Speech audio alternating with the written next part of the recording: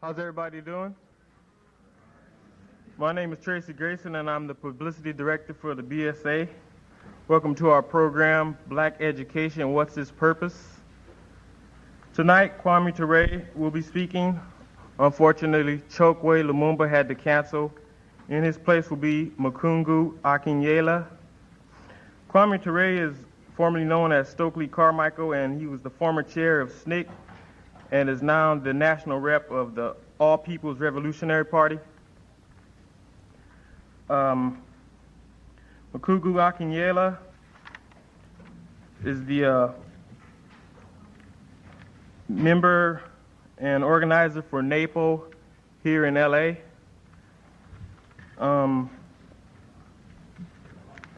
This program is part of BSA's effort to educate students not only to get academic type of education, but to learn some kind of sense of consciousness, to get people to realize that they have a commitment to the community. Now, many people might ask why, but the community as a whole has made it possible for us to be here today. Many of our brothers and sisters struggled during the 60s. Many of them died so we could have the right to attend this university. And I don't think it's right that we sit back and watch the Ronald Reagans and Chancellor Youngs reverse many of the policies on AAP. So,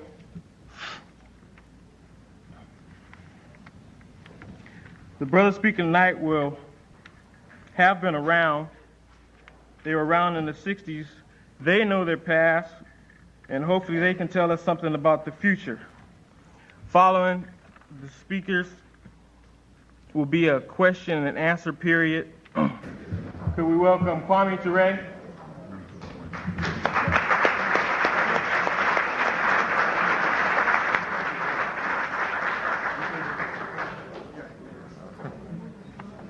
Your points, yeah. Good evening. Before we begin, we would like to introduce some of the people who we've seen in the audience for the struggles of the indigenous people in this country, which, irrespective of your press, is being waged every day with rigor and fervor and more determination. We present to you a representative of the American Indian movement, Sister Peggy Barnett.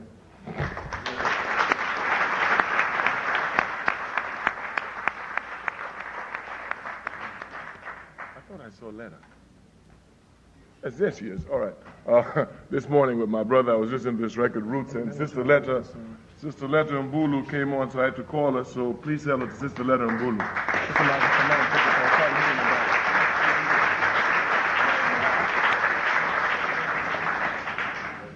From the Patrice Lumumba Coalition, we have a brother, you know, many times they let you think that people have been struggling for a long time. But we have people who've been struggling for a long time, still out here struggling. And there's a brother who's been struggling. We worked together in the Student Nonviolent Coordinating Committee over 25 years ago. He's still struggling. Now he works with the Patrice Lumumba Coalition. Brother, I almost said Crooks again. Brother Roberts.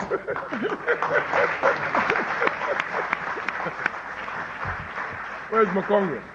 Brother Makonga, where are you? Oh, you. Let me introduce another struggler for the New African People's Organization, a brother who's also been strong a long time. You can tell he's older than this man because he's got gray hair just like me. Brother Ahmed.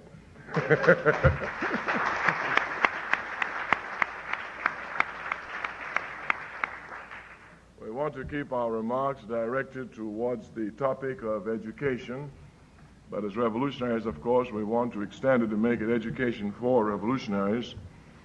Of course, it's been some 28 years since I've looked at a Latin book, but if my memory serves me correctly, Duke is from ducere, if my memory serves me correctly, in the word education, E-D-U-C. D-U-C comes from the Latin base word ducere, which means to lead. E, of course, coming from exit, to lead out. So the word education actually means, in its translation from Latin to English, to lead one out of the problems that one is engaged in. That is the task of education. Now, of course, we know it's a dialectical world and everything has positive and negative characteristics in it, and everything can be used for positive and negative reasons.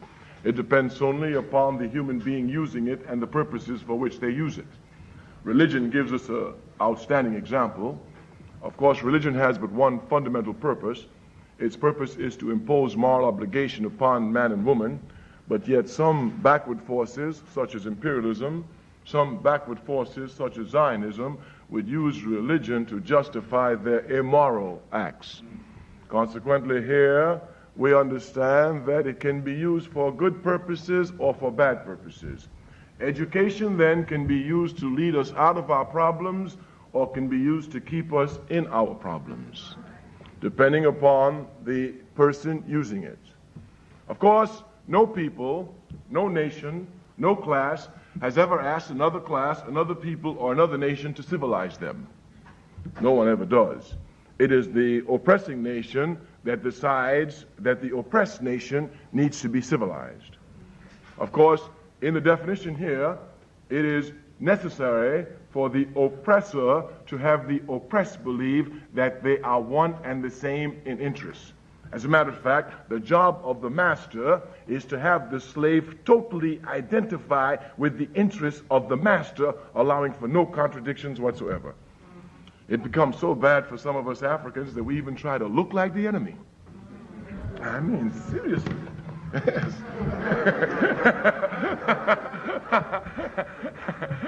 And of course, you know, the enemy will confuse us. Yes. We say the job of education is to lead us out of our problems.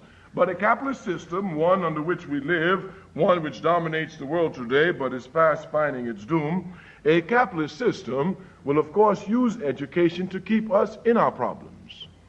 We want to give some examples here just to show the role of education in the hands of the enemy and what education must be in our hands. Of course, education, we say, can either put you to sleep or wake you up, make you become conscious of your responsibility or make you irresponsible. Just in the very presentation of history by the American capitalist system as an example, we can see here how history is used as a means to demobilize the people rather than as a means to mobilize the people. If you will look at the presentation of history in America, it is usually presented as something dead, something finished, as dates which have passed.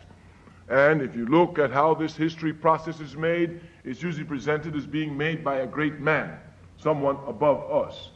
This can be manifested by asking even college graduates of American universities anything about the American Revolution, and the only thing they can properly respond is 1776 and George Washington. Ask them about the Civil War, and they will respond 1863, Abraham Lincoln. Some might be able to say Malcolm X. The intent here of the presentation of education, the presentation of history in this particular instance, is to demobilize the people, to let them think that history is something past, with dates and made by great men. Since they're in the present, they cannot make history, and since they're great men, they do not try to make history. Thus we say, thus in the very presentation of history is finished. And you know, for us Africans, it becomes absolutely ridiculous. Because in some cases, they make it appear as if our history is made by one man, a good white man, not even us. Yeah. Abe Lincoln freed us. Thank you. If it wasn't for Kennedy, we'd be in trouble. If it wasn't for Johnson signing the Civil Rights Bill, we'd be in trouble. Because these are not, of course, any presentation of history. The job of the enemy, we say, is to put us to sleep. So his job is to lie to us about history and about how it's made. History is not made by any one individual. History is made only by the masses of the people. It is they and they alone who make history. Even a quick cursory glance at the backward presentation of history given to us by the capitalist system will show that this is a lie. Look, you can take George Washington, as bad as he is, put him in the middle of Valley Forge by himself, surrounded by the British, and he can't do anything. You can take Martin Luther King, as righteous as he is, put him in Birmingham, Alabama, speaking out against racism in 1960 by himself, and they will lynch him. But you can take the same George Washington, take the same Martin Luther King, and surround them with thousands of people who have the same ideas that they have, determined to make these ideas a reality, and the situation changes drastically. The people change it. The people change it. Thus, it is the masses and the masses alone who make history. We're giving examples. The American capitalist system presents history, so we don't even try to make it. Once we know that the people make history, then we will try to make history all the time. Of course, history is made all the time, and history is just made by advancing against injustice. A people who are oppressed can only make history by judging their progress against the injustice, either by how they weaken it or how strong their resistance become. This is the only way as a people that we can come to talk about our history. How far have we come on the path to our liberation? How strong is our resistance movement? We say the enemy will try to confuse us. Even in the very presentation of history here, he will confuse us. As a matter of fact, he will have you begin your history in his arms. Once you begin your history in the arms of the enemy, you will always stay in the arms of the enemy. That's why we have to be Americans. We see no alternative. As a matter of fact, all of us, if we're not conscious, begin our history in a slave ship in 1619 in Jamestown, Virginia. If you begin your history in slavery, the best you can hope to be is a good slave. A people who are unfree, a people who are oppressed, can never begin their history in oppression. They must begin their history in their natural state when they were free. From this, they will get motivation to understand that they were born naturally free, that this oppression which they have is imposed by man. Thus, they have a responsibility, just like man, to fight against this oppression to arrive at a higher qualified state of freedom. It is clear then that any African who wants to properly solve the problem we face, who wants to understand his life, must smash through the lies of American capitalism and begin our history nowhere else except Africa.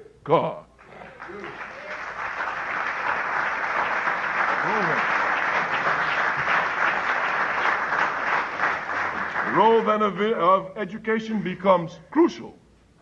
We said the American capitalist system, through its criminal teachings of education. Malcolm X was fond of telling us, he said, as a people, the worst thing the American capitalist system has done to you and I is not to make you hate Koreans, not to make you hate Vietnamese, go over there and kill them even though you don't know who they are, but to make you hate yourself. Of course, it's only because you hate yourself that you go kill Koreans. It's only because you hate yourself you go kill Vietnamese. Because if you didn't hate yourself, you'd kill the enemy.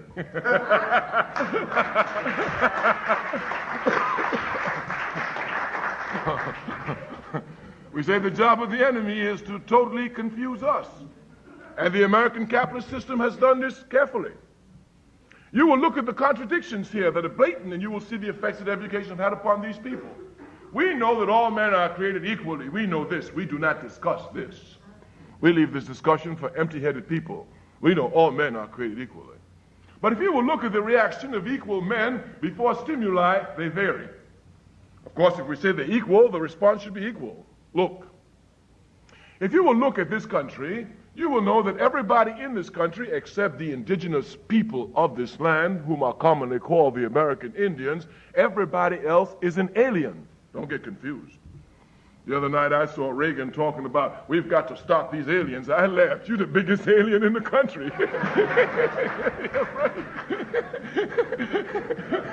That's right. All the aliens in this country, the majority of the aliens in this country, come from two continents, Europe and Africa. They can be divided into two groups, voluntary and involuntary. Those who came from Europe came voluntarily to America, understand this precisely. Some of them, like the Irish, were fleeing from British imperialism, which came to steal their lands and create a famine. Some were fleeing religious intolerance, for which Europe has a rich history. They were seeking religious freedom. Some were in jail, but were given the choice to be indentured slave servants or to stay in jail. They chose to be indentured servants. Thus, even though forced in certain circumstances, they had a voluntary choice to make, either to stay in jail, stay and fight British imperialism, stay and struggle against religious intolerance, or get on a boat and look for what they considered to be a better way of life. No African coming to America left Africa voluntarily. And no African getting on a slave ship in Africa, bounded, could think that he was coming to a better way of life. As a matter of fact, they couldn't think that they can come into anything worse than the slave ship. And when they came here, they came to chattel slavery, which is hell. And today, they're still in wage slavery, which is still hell.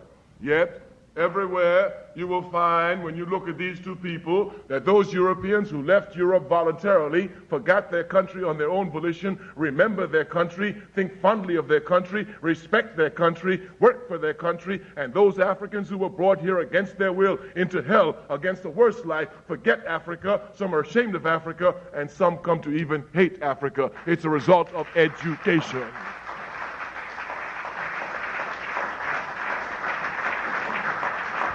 It is a result of education.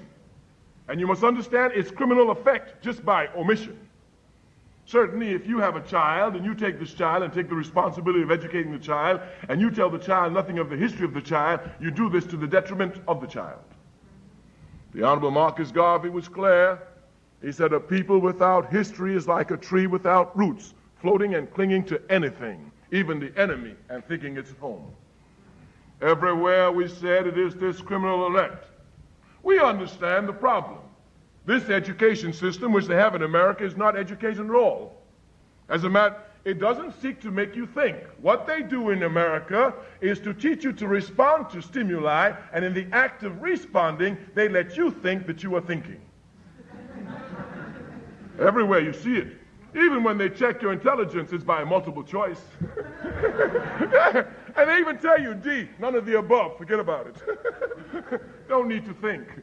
We say the way they teach you in education is to respond, in America, education is to respond to stimuli, and in the act of responding, you think you're thinking. Here, in this system of education, no knowledge is required of that which you respond to. We give some examples. If a member of the Ku Klux Klan sees an African, the first thing he does is grab a rope or a cross to burn. This is his reaction to an African. Obviously, he's not thinking. Clearly, he has no knowledge of this African. Because if he had any knowledge of this African and the contributions this African made to world humanity, he would fall down on his knees before the African. The situation, we say, exists everywhere. The most common one is this in the political situation of America. Go on your college campus here. Take a survey of the students. Ask them, what do you think of communism? We are willing to bet you 97% of them will be against communism. Put this 97% in the corner. Pose to them the question, what is communism? We are willing to bet you less than 2% can give you an intelligent, though not necessarily correct answer. The American capitalist system makes the people ignorant and then makes them arrogant in their ignorance. The equation can be properly seen. We can promise you that the student who hates communism the most is the student who knows the least about it. The equation doesn't end there. We can carry it to its logical, tragic conclusions. We can say that not only does the student who hates communism the most know the least about it, but this is the student who wants to know the least about it. Here, when the American capitalist system have the people reacting to stimuli and think they're thinking, it has them just where it wants them. When the pigs who run this country wish to expand through the rape of other people, through the murder of other countries, through the stealing of resources, they come before the people in America. They wave the American flag. They scream at them, the communists are coming. The people grab the guns. Where? Nicaragua. Where's that? It's that way. Yes.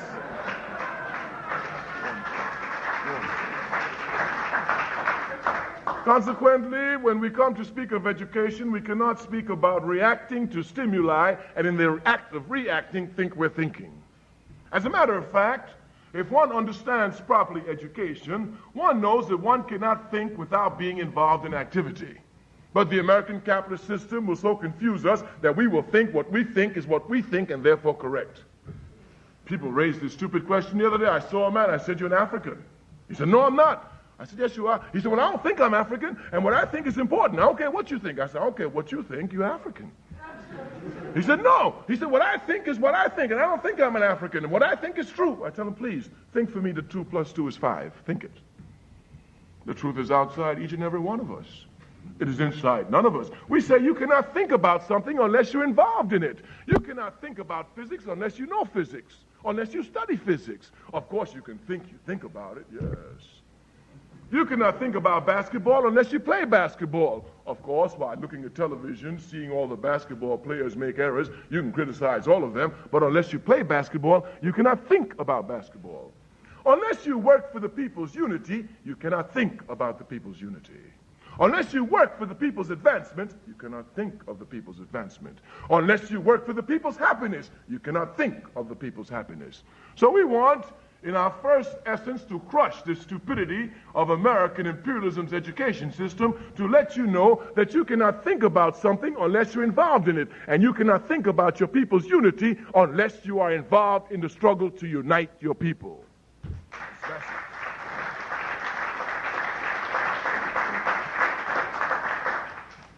The other day, last year as a matter of fact, I was in Atlanta, Georgia at Clark University. It's an African university, and it's a university with a lot of sisters. So it was January of last year, just around Martin Luther King's birthday. And I mean, they had all these beautiful sisters out there, and they were enthusiastic. And I asked a simple question. How many of you, asked I, love Martin Luther King? Every hand in the house went up. Some tried to reach the sky. Keep your hands up, said I, and tell me the truth. How many of you read one book by Martin Luther King? Just about every hand in the house went down. Of course, they think they love Martin Luther King. They really do. Well, they get it from television and they think that's enough. But anybody knows, if you love someone, you want to know everything there is to know about that person you love. And the more you know, the more you love them. The more you love them, the more you want to know about them. Now, I will not pose the question to ask you how many of you love your people, because I know everyone will have to reach the sky. And then have to ask you how many of you work for your people on a daily basis, and then see the hands go down. But certainly if you love your people, I mean, you ought to know something about the history of the people. And if you don't know anything about the history of the people, you can't possibly love the people. So we say, and you follow what our brother said, Brother McConaughey, he said that the education system in America is so set up by imperialism that you see the truth, but it denies your will to arrive at the truth. Thus, we know precisely what the struggle is here. The struggle is to break the material hold that capitalism has upon us. We do this with nothing but the truth. Any African, any man who doesn't respect Africa is a man who's totally ignorant of world history. These Americans who are against communism are totally ignorant of communism. They know absolutely nothing about it. All they know is that their attitudes are formed, and they must respond according to these formed attitudes. Just like Pavlov with the bell. Say communism, and they get blood in their eyes. They don't even know who he is. They have to wait until Reagan tells them, no, it's in Nicaragua today, it's in Iran tomorrow, it shall be in Lebanon the next day, and don't miss Grenada. We say any man, any woman who doesn't respect Africa lacks a knowledge of world history. We want only to present some of Africa's contributions to world civilization. Our attempt here is not to fill you with great deeds about Africa. Were we to do that, we'd be here for a long time. We are only to show you how an American capitalist system, which gives you an education as a university student, will let you miss the essentials of life in the forces of history that direct your life. Africa's contributions to world civilization are outstanding. Africa gave to the world a perfect understanding of equality between man and woman. Africa gave the first queens to the world. And these queens were not play queens. They were queens with absolute and total power. As a matter of fact, if you would take just a quick look at Africa's history, every time a queen was on the throne, Africa advanced politically, economically, socially, and technologically. Every time a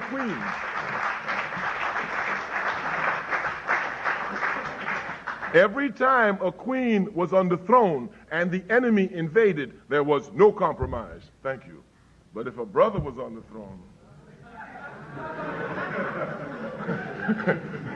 have to tell the truth. Of course, today our women are oppressed by every force, not just imperialism, colonialism, neocolonialism, even by their men. And some are so backward that they even beat and abuse them. Here being thoroughly imbued with capitalist education and philosophy. Capitalism told us that it made us slaves for our own benefit. These men beat their women and tell us it's for their own benefit. The women's, of course. Yes. We say everywhere this system must be smashed. The first sacred book in the world comes out of Africa. It is entitled The Egyptian Book of the Dead. 6,000 years ago, they started compiling the book 7,500 years ago. It took 1,500 years to compile the Egyptian Book of the Dead. If you will take a cursory look at the Egyptian Book of the Dead, at the Bible, at the Torah, and at the Quran, you will see that all of them trace their inspiration, their wording, their phrases, and their mythology from the Egyptian Book of the Dead.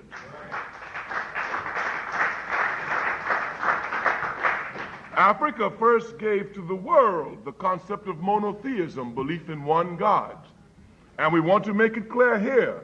Africa's first god was not a he god, but a she god by the name of Isis. She looked just like you, but you know, she didn't fry her hair. She wasn't confused.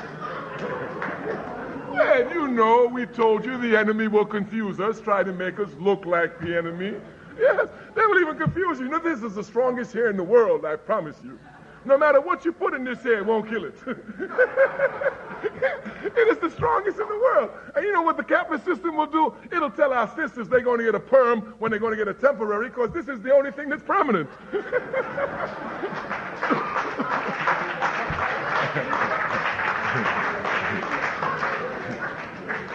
Isis, well, you know it's the truth. But you know it's temporary, and as bad as capitalism making their products cheaper, it's coming 2 weeks now when it comes back home.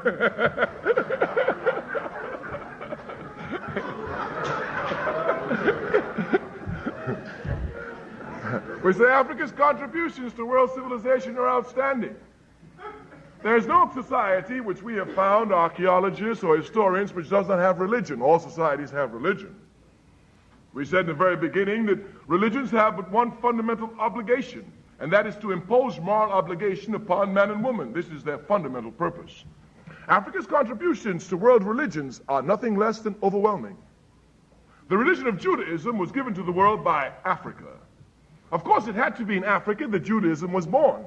Judaism is the first, universally speaking, the first monotheistic religion, the first religion believing in one God. It's only in Africa that this could be developed. Anyone not knowing anything about the history of the world, just having some understanding of the stories in the Bible, in the Torah and the Quran, will know that every time Moses took the children of Egypt, Israel, out of Egypt, anywhere they went, they fell down before phony gods, they worshipped idol gods, because everywhere else there was worship of idolatry, except in Egypt, which had monotheism, belief in one God. Moses, Sigmund Freud's book, Moses and Monotheism, will come to show you, using archaeological, historical, and psychoanalysis proofs, that Moses himself was nothing other than African. But this you don't need. Of course, you should read Freud's book. Just you should do some reading anyway, in anything. In anything. Understand? Because this American capitalist system keeps us so stupid. I mean, it really is pathetic how stupid the people in America are. They know more about Dallas and Dynasty than they do about Nicaragua, Beirut, or Grenada.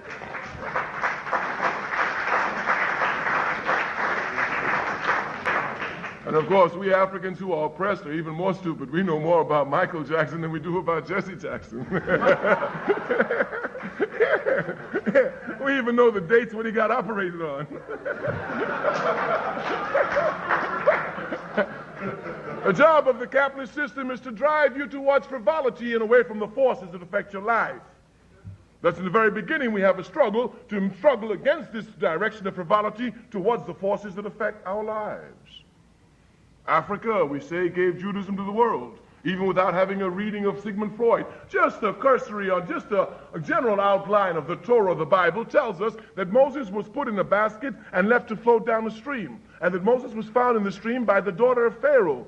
And the daughter of Pharaoh took Moses and brought Moses into the court of the Pharaoh, and Moses grew up in the court of the Pharaoh. Well, if Moses was not an African, the Pharaoh had to be colorblind all his life. There's no question here. Judaism was given to the world by Africa. Africa's contributions to world religions are overwhelming. We say that a people must know their history. It is the history that makes them conscious. This is a necessity for the people controlling their education. If you don't control your education, if it's controlled by the enemy will destroy your history. That's to be understood. He'll make it believe as your history began to him, and that you need him, and only with him can you advance. He gives no alternative whatsoever except to him and his interest. We say that the people must come to understand it properly. It is when you know your history that you're conscious of the forces that affect the world today. A conscious African can never be anti-Judaic. Never. Judaism is people gave to the world. As a matter of fact, a conscious African cannot be anti-Judaic, but a conscious African must be anti-Zionist. Of course. Judaism, we say, is a religion. Since Judaism was given to the world by us Africans, even if I'm not of the Jewish religion, I have a responsibility to protect the integrity of that gift which my people gave to the world. I have a responsibility to protect the integrity of Judaism. That's why I must always be against Zionism, because it seeks to dominate Judaism and make it an arm of oppression.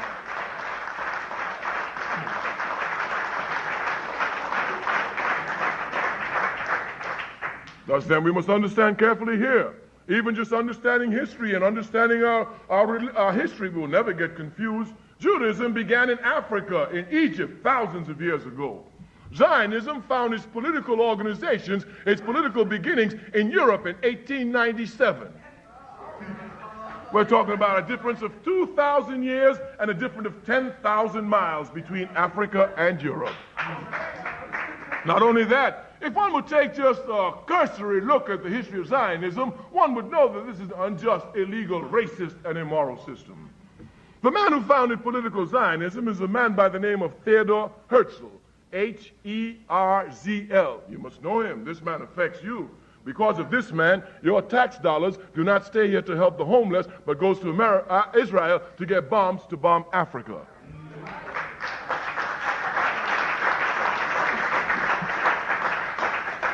This man Herzl has a diary, which I commend to your reading.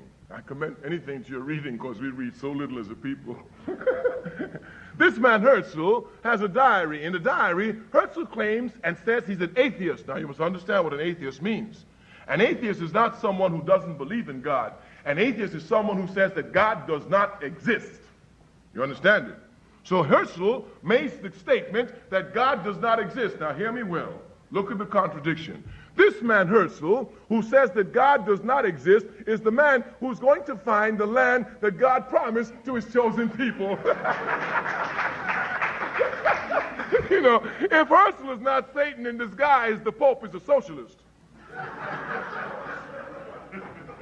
Africa's contributions to world religions are outstanding. Her contributions to Christianity are outstanding. But we take time with it to show you how this education system of capitalism drives us towards frivolity. We are certain that you will find on your college campus here brothers and sisters who are Christians and at the same time members of fraternities and sororities. Pose to them the question, not to anyone else, to them. Which is more important to you, your sorority or Christianity? Which is more important to you, your fraternity or Christianity? They must respond Christianity. They have to. The truth is powerful, you know. Now ask them, which do you know more about the history of? Christianity or your sorority? Christianity or your fraternity? They know more about the history of their fraternity and sorority than they do about Christianity. And that's not even bad. They have no intentions of finding out the history of Christianity before they die and go home and see their Lord and Savior, Jesus Christ. I mean, it's pathetic. If you think these Americans hate communism for knowing nothing, these Africans who call themselves Christians know nothing of Christianity. They get it from the television, Reverend Ike and the Praise the Lord Club. Hallelujah.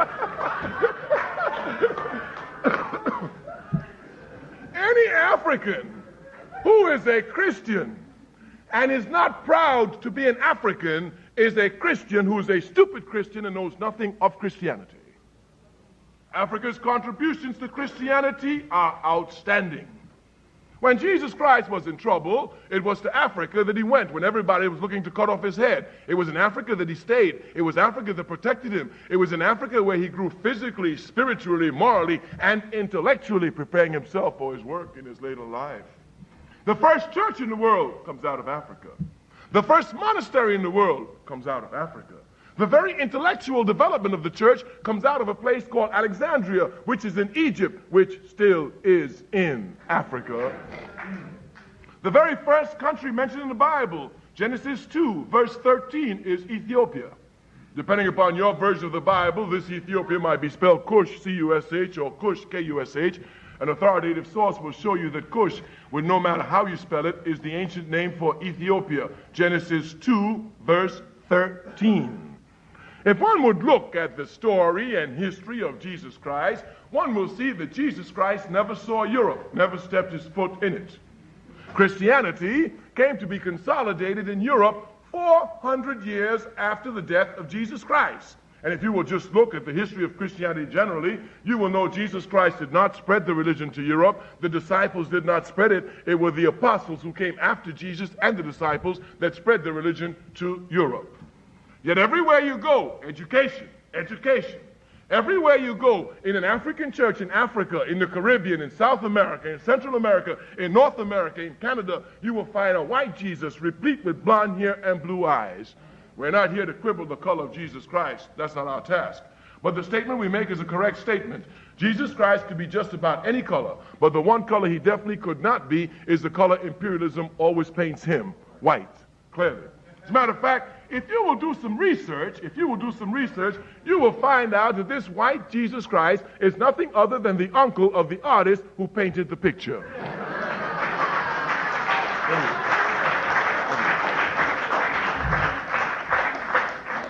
Africa's contributions to Islam are outstanding. When the Prophet Muhammad was being hunted by feudal lords of Mecca, seeking to destroy him, not having a strong force, forced to retreat, his disciples found refuge in Africa, in Ethiopia. Here, even though pursued by the feudal lords, the Ethiopians refused to turn over the disciples of the Prophet to be executed by the feudal lords. Not only this, they took care of the disciples and conducted the disciples themselves to rejoin the Prophet in Medina, where he was called to be a prophet. And once having rejoined the Prophet, they were able to spread Islam rapidly throughout the world. Just in passing, we have given you some of Africa's great contributions to world humanity. 1. The concept of equality between man and woman was clearly demonstrated by Africa, presented to the world the first queens. 2. The concept of monotheism, belief in one God, comes out of Africa. 3. The first sacred book in the world, the Egyptian Book of the Dead, comes out of Africa. 4. Judaism is given to the world by Africa. Christianity is stabilized for the world by Africa. Islam is safe for the world at a time of danger by Africa. Tell me, which African, knowing these facts, is not proud to be African? The only African who's ashamed of Africa is an African who's totally ignorant of life and ignorant of their history. Our people need knowledge. This is the purpose of education.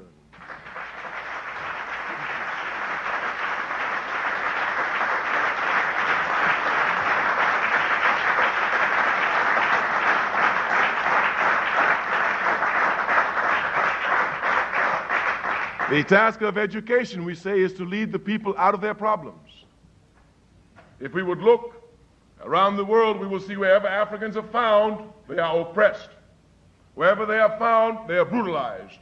And we come to tell you that this brutality is a result of only one fundamental problem we have as a people. We are disunited. We are not united. Osajifo, Kwame Nkrumah, one of Africa's greatest sons, comes to tell us that unity presupposes organization. If a people do not have organization, they cannot be united. It is only through organization that we can be united. Our fundamental problem is simple. We lack organization as a people everywhere. This is our fundamental problem. This fundamental problem can be seen clearly. It is because of this problem that we're so brutalized, we're not organized, we cannot educate ourselves, only our enemy educates us. This is our problem. This is our serious problem. We say the contradiction is glaring. I don't see how we, as a people, not standing up every minute, fighting against capitalism. It's only when you know the vicious nature of this system that will teach the people to hate themselves. Look at the contradictions in this country. More Africans die in this country fighting in wars for America than any other ethnic group in the country. More Africans are killed in the country by terrorist groups such as the police and the Ku Klux Klan than any other ethnic group in the country. The contradictions we say are clear. Our brother told us earlier, we are the most loyal people to the American capitalist system, and we're the most oppressed. Everywhere the contradictions are to be found. It is because the education which we're given is an education which makes us accept the status quo, letting us think that there is no alternative, that we stay the way we are. We must come to get education and let us know that there's nothing man and woman cannot do, and there's nothing man and woman will not do to be free, even if it means burning the United States of America down to the ground.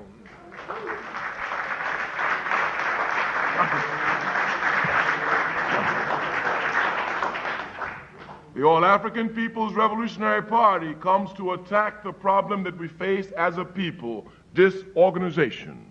The major weapon of the All-African People's Revolutionary Party is political education. We are concerned about our people. We think about our people's happiness, not like those who don't work for the people. We think about the people's happiness based on our work for the people's happiness. Consequently, we know the fundamental problem that we have as a people is just this: we are disorganized. As organizers of our people, as lovers of our people, we come to look at the problems of our people and pose the solutions. We know there's only one solution to our people's problems: Pan-Africanism, the total liberation and unification of Africa under scientific socialism. There's but one solution to the problem we face as a people, scattered and suffering all over the world: Pan-Africanism, the total liberation and unification of Africa under scientific socialism. Our party says what the Honorable Marcus Garvey has been saying for years: until Africa is free, no African anywhere in the world will ever be free. Our confusion is we don't know that we are Africans, that's all. But certainly it's logic. No Palestinian will be free until Palestine is free. No Irish will be free until Ireland is free. Therefore, the truth is universal. No African will be free until Africa is free. Some of us think we're black Americans. That's why we don't understand. Until Africa is free. We say we're fighting for the unification of Africa, the socialist unification of Africa. So we are socialists.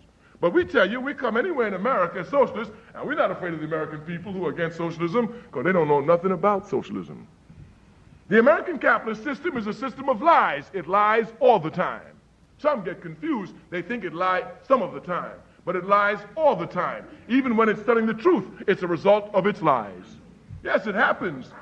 The truth is so powerful that a double negative will give you a positive. You take the biggest liar at UCLA. Bring her up before the people. Ask her, must a man tell the truth at all times, under all conditions? She must say yes. Why lying? She's telling the truth. The truth is extremely powerful. I watched the slimy press in this country. They are fond of telling us that the most honest man in the Reagan regime is Schultz. Perhaps it's true. Everything is relative. We can't deny it. But while Schultz may not lie to the Reagan cabinet, he lies to the people in America. I saw him just 2 weeks ago screaming about communists. He knows there's no such thing as a communist nation in the world. Nowhere. There are only two economic systems in the world, just two: capitalism and socialism leading to communism. There are only two economic systems in the world: capitalism and socialism leading to communism. There is no communist nation in the world. There are capitalist nations and there are socialist nations which are constructing or attempting to construct communism. The American capitalist system, in order to confuse the people in America, directing their attention towards anti-communism, calls the biggest anti-communist country in the world Russia. The correct title of the name of the country Russia is the USSR, the Union of Soviet Socialist Republics. Mr. Gorbachev is the head of this country.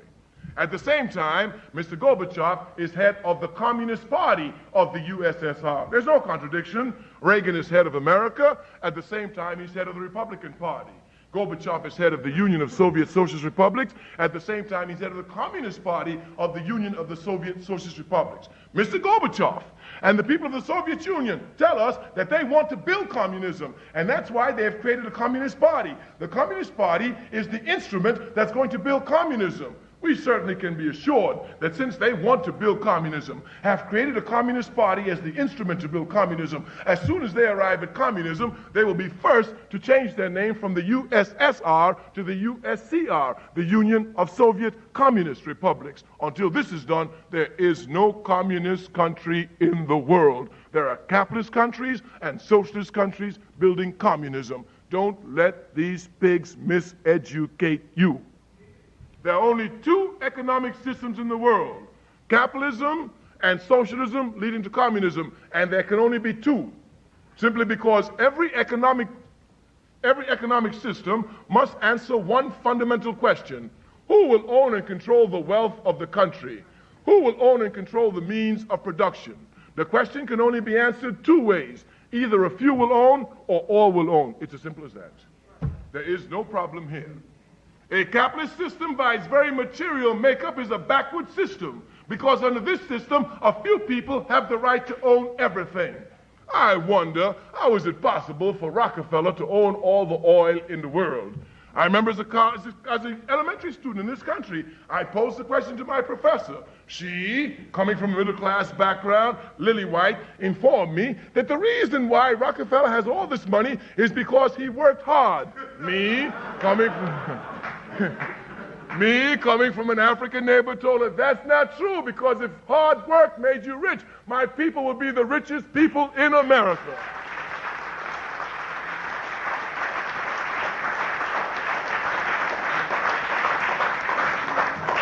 Do not let the capitalist system confuse you. The capitalist system is a backward system. Here you will come to see property's effect on education. The capitalist system, being a system where a few people own everything, its cornerstone is private property. It seeks to make everything private property. If you're not careful, your husband will try to make you his private property. That's what about it. That's serious business. Well, you know the slave master made us his private property. Under capitalism, everything is a commodity, everything. We said they sold us under capitalism as commodities. If they sell us, they will use everything as a commodity. If you are not struggling against capitalism and against the education which is giving you to dull your consciences, to put you to sleep, to make you irresponsible, you will allow capitalism to take knowledge and make your knowledge a commodity. Knowledge has but one fundamental purpose. Knowledge has but one fundamental purpose. Its purpose is to alleviate the sufferings of humanity. Knowledge has but one fundamental purpose. Its purpose is to alleviate the sufferings of humanity. Anytime you take your knowledge and you sell it on the market to advance yourself economically, you have betrayed knowledge. And if you're an African student, knowing, as you were told earlier, that your place here has been secured for you by the blood of your people, when you take your knowledge and use your knowledge for your individual self and not for the masses of the people, you've not only betrayed knowledge, but you've betrayed the blood of your people. We say here the capitalist system has to be fought rigorously. It must be fought without pity and without mercy. Your knowledge must be used to alleviate the sufferings of the masses of your people.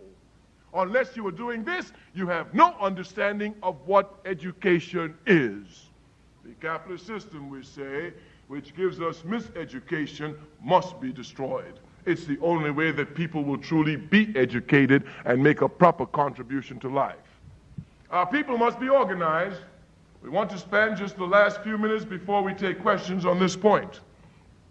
We know that any group of people who are not rationally organized is not rationally organized because of brutal oppression. Understand this well. Understand this properly.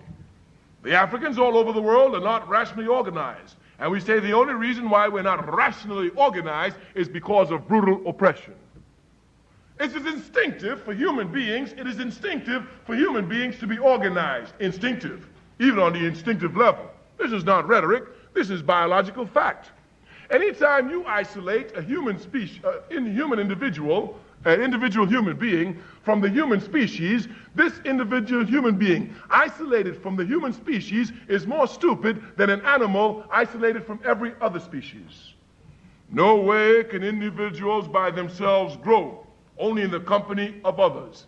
If you take a baby pup the minute it's born and you put it with monkeys, if you isolate it from monkeys, this pup will walk on all 4 feet, it'll grow up to be a dog, it'll bark just like a dog. If you take a cat when it's kitten, the minute it's born, take it from its mother, put it among kangaroos, put it by itself, it will grow to its fullest animal potential. It'll walk on all 4, it'll meow. The first time it sees a mouse, it'll run, catch it, play with it, and then eat it. But if you take a child, the minute he or she is born, isolate it not just from every species, but isolate it from the human species, it will never reach its fullest human potential. If you take a child the minute he or she is born and put it in the woods, isolated from every other species, it will die. If you take the child the minute he or she is born and put it among monkeys, it will try to walk like monkeys, talk like monkeys, and eat like monkeys. If you take a child the minute it is born and you put it among kangaroos, it'll try to hop like a kangaroo, talk like a kangaroo, eat like a kangaroo. A human being can never reach its fullest potential isolated from the human species. It's only in the company of the human species that we grow. It is clear, in order for us to grow, we must be in the company of man. Since we must be in the company of man, and unlike animals, we can reason, we must have rational organization to make our growth rapid to advance society. No man, no woman should be outside of organization unless they are brutally oppressed. We say this rational is here. We who are revolutionary are never pessimistic. We know our people are going to win, hands down. Our understanding of the inevitable victory of the struggles of our people is not based in rhetoric, but based in historical fact and a proper understanding of human nature. We are not confused by capitalism. We understand that even though people, like animals, have instinct, they are not animals, they can reason. And even though the capitalist system tries to keep us on the level of animals, even if it oppresses the people to the level of animals, it will still be destroyed. Because the people have an instinct which animals do not have. The people have an instinctive love of justice. Instinctive. This instinctive love of justice is to be demonstrated everywhere. If we would take a cursory look at history, we will see everywhere serfs rise up against feudal lords. We will see everywhere workers rise up against capitalists. We will see everywhere slaves rise up against slave masters. And even though the technology and the enemy seems to be overwhelming, they rise up again and again and again. And every time they're thrown down, they come back again. The American Indians are fighting right now, every day, against the oppression of their people. People fight. Africa gives us so many examples of this, and they fight all the time and will not stop fighting until they conquer justice. 500 years ago, Portuguese colonialism marched into Africa with the intent of dominating Africa. Indeed, Portuguese colonialists came to dominate Angola, Mozambique, and Guinea-Bissau for 500 years. When Portuguese colonialism came into Africa to dominate the Africans, if you were confused by the education system of capitalism, you would think like the Portuguese did, that they would stay there forever as lords. They had cannons, we had spears. They had fast ships, we had canoes. But we had an instinctive love of justice. And for 500 years, we fought and fought and fought and fought until in the 1970s we destroyed Portuguese colonialism from Africa, and never again will it come back to Africa in this form. It took us 500 years of constant struggle. You must not let the American capitalist system confuse you with this immediate gratification. Freedom is not immediate gratification, it's a contribution to an eternal march. You must not let the capitalist system confuse you. The Irish give us a clear example, a sterling example of this universal and instinctive love of justice. Their example is as sterling as the British pound used to be. 800 years ago, British imperialism marched into Ireland with the object of dominating the Irish, stealing their labor, ripping off their resources. Today, 800 years later, the gallant Irish are still fighting against British occupation of their land. And it's clear to every man except Margaret Thatcher that the Irish are indeed going to be free, drive British imperialism from their land, and unite their land if it takes another 800 years. We say we who are revolutionary are never pessimistic. We know that the people are going to conquer justice. Our people must be organized. This then is the concluding remarks that we have. Our people must be organized. You must understand clearly that logic imposes itself upon a people. Thus, when one comes to be educated, one must look at the forces that are affecting one's life. If you would look at the people in America, you would see that the Africans here have no choice but to make revolution. It doesn't depend upon them and what they think. This is the reality. Look at the situation today. Capitalism tries to confuse us and make us think that human beings can make quantitative progress. No. A human being can make quantitative progress, but this quantitative progress will have no effect upon the life. It is only qualitative progress that has effect upon the lives of human beings. We give an example. If a child is born and you teach the child to count from 1 to 10, certainly no one can deny this is progress. Yesterday the child couldn't count. Today the child counts from 1 to 10. If the child goes from 1 to 10 to 1 to 20, this is greater progress. But the child can be able to acquire this quantitative knowledge, even count from 1 to 1,000,000. But just this quantitative knowledge alone will have no effect upon the qualitative life of the child. The only time this knowledge will have effect upon the child is when the child can critically organize this quantitative knowledge, when the child can critically organize the numbers, when he can do mathematics, add, subtract, divide, or multiply. When the child is capable of doing this, he can lay fields, he can go to the moons. It is only quality and qualitative progress that has an effect upon the lives of human beings. Examples abound everywhere. In the 1960s, we had no African mayors in this country, not one. Today, the African masses have in this country no less than 303 mayors. And these are mayors of the biggest cities in this country. The only big cities in this country that doesn't have an African mayor is New York and Miami. Every other one you name has an African as mayor, whether it be Philadelphia, Washington, Detroit, Newark, Chicago, Birmingham, New Orleans, Atlanta, Los Angeles, Richmond, etc., etc., etc. We said in the 1960s we hadn't won. In the 1987 we have 303. Who can deny this is progress? Who can deny this is great progress? But all of this quantitative progress has had no effect upon the masses of our people. As a matter of fact, the lives of the masses of our people are worse today in these cities where we have mayors than before they themselves became mayors. We say there's only qualitative progress. Of course, this quantitative progress itself, where we come to assume, following the capitalist educational system, that we make progress, this progress itself will come to confuse us. How can you think that we've made progress with 303 mayors? Look at the facts. The African masses have 303 mayors, 23 congresspeople, 6,800 elected officials on the state, county, and local level. Understand this well. And Africans have less power in the country than any other ethnic group in the country. It becomes even more blatant for the Democratic Party, which hold us in utter contempt. Of the 303 mayors, only one is a Democrat. 302 belong to the Democratic Party. 23 congresspeople belong to the Democratic Party. 6,650 of our local officials elected belong to the Democratic Party. As an ethnic group, we have in the Democratic Party more elected officials than any other ethnic group, and we have no power in the Democratic Party at all. Why? Because we're disorganized, cannot critically organize our quantity to make a qualitative effect upon our lives. Until we get organized, the gains we made will be used by the enemy against us. Consequently, the necessity for organization is crucial.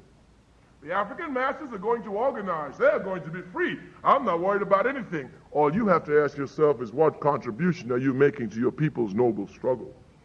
Do not let capitalism confuse you. In your education system, they will tell you in your textbooks in political science that politics is the art of compromise. This is bourgeois lies. One can compromise strategy.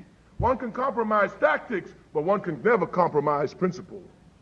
As a matter of fact, principles are just what they say nothing is black and white. Everything has a gray area. Garbage, lies. Principles have no gray area. Everything is cut and dry. Everything is black and white. You're students. Either you cheat or you don't cheat. There is no middle ground. None whatsoever. Either you believe in God or you do not believe in God. There is no middle ground. Either when your people are oppressed, you are working to liberate your people, or by your very act of inaction, you are against your people. There is no middle ground. We do not want you to think that, well, the people are oppressed, and I'm not doing nothing for the people, but I'm not doing nothing against the people, so I'm not against the people. No. If your people are oppressed, and you have the ability to make a contribution to advance your people's cause, and you do not do this by your very act of inaction, you're against the people. There is no middle ground. Either you're for the people by your actions, or you're against them by your inactions. We say there's no question here. Africa, we say, are going to be free. We're going to be organized. Here at our table on the right, we have some literature. We come to organize students into the All-African People's Revolutionary Party. We are revolutionaries. We understand that revolution is different from reform. We are not reformists. We're not seeking to reform the capitalist system. We're out to destroy it, and we are going to destroy it. We are socialists, and we are in perfect harmony with history. Socialism is sweeping the world. Do not get confused by American capitalist system. I saw Reagan the other day saying, we're still the number one superpower. We're still the number one military power in the world. Just give me a break. The Vietnamese whooped you. Give them some slack. I mean, everywhere America has gone to fight against socialism has been defeated. Everywhere. The first time it went to fight against socialism was after World War I, when the great V.I. Lenin and the Bolshevik Party seized power from a tyrannical czar who were oppressing the people. Everyone would think that America, with its democratic traditions, would come to help Lenin, but no. They came with 15 other countries to support the czar. The Soviet Union defeated them, and today it's a power to be reckoned with. The second time they went to fight socialism was in Korea. They took the young of this country, sent them to start off on one line. Thousands of them were killed. Hundreds and thousands were maimed. They ended up on the same line and called it a victory. The man they went to fight was a man called Kim Il-sung. Today, Kim Il-sung is still alive. And not only is he still alive, but what they call North Korea, the People's Democratic Republic of Korea, is stronger today than it was in the 50s. And not only that, the patriotic forces in South Korea, while 50,000 bayonets of America are standing there, are bringing down the puppet regime which America came to support, and all these 50,000 bayonets cannot do a thing to stop it. And the country is going to be unified. Defeat for American imperialism. If you cannot see it in Korea, you see it clearly in Vietnam. In Vietnam, hear them again. They went to stop communists. The Vietnamese call themselves socialists. They want to be communists. But America said, we're going to stop the communists. We're going to stop them from penetrating into the South. We must keep the South free. When the Vietnamese got rid of them, they were running for helicopters. Today, all of Vietnam is socialist, and Saigon has been renamed Ho Chi Minh City. Defeat for American imperialism. Everywhere they go. Everywhere they go, whether direct or indirect, they get defeated. In the 1960s, the liberal president of this country, John F. Kennedy, invaded the sovereign territory of Cuba with a CIA Bay of Pigs invasion. When the Cubans got rid of those mercenaries, they were swimming back to Miami.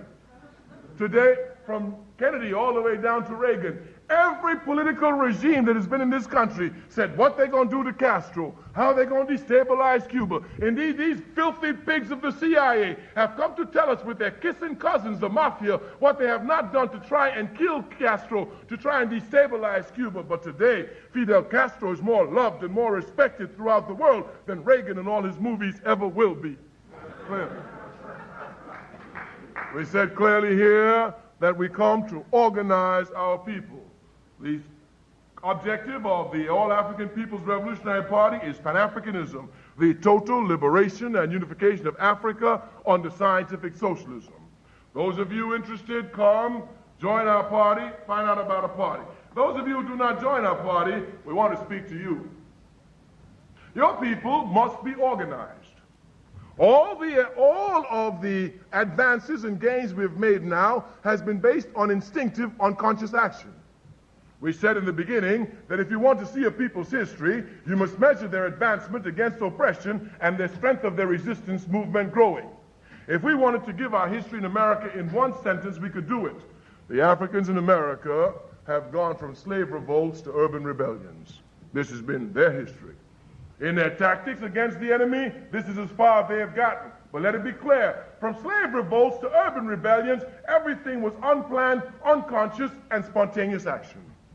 When you look at these people here and know that they came and burned down 269 cities of the biggest cities of imperialism in America, and then sit down for 20 years, you can understand that these people lack unity of thought, not unity of action. Here, we must come to change this. We who are revolutionary understand the logics of it. We in this country make no reform without shedding our blood. To sit in a filthy 5 and 10 cent store, we must shed our blood. To get on a filthy bus where we pay money like everybody else and sit where we want, we must shed our blood.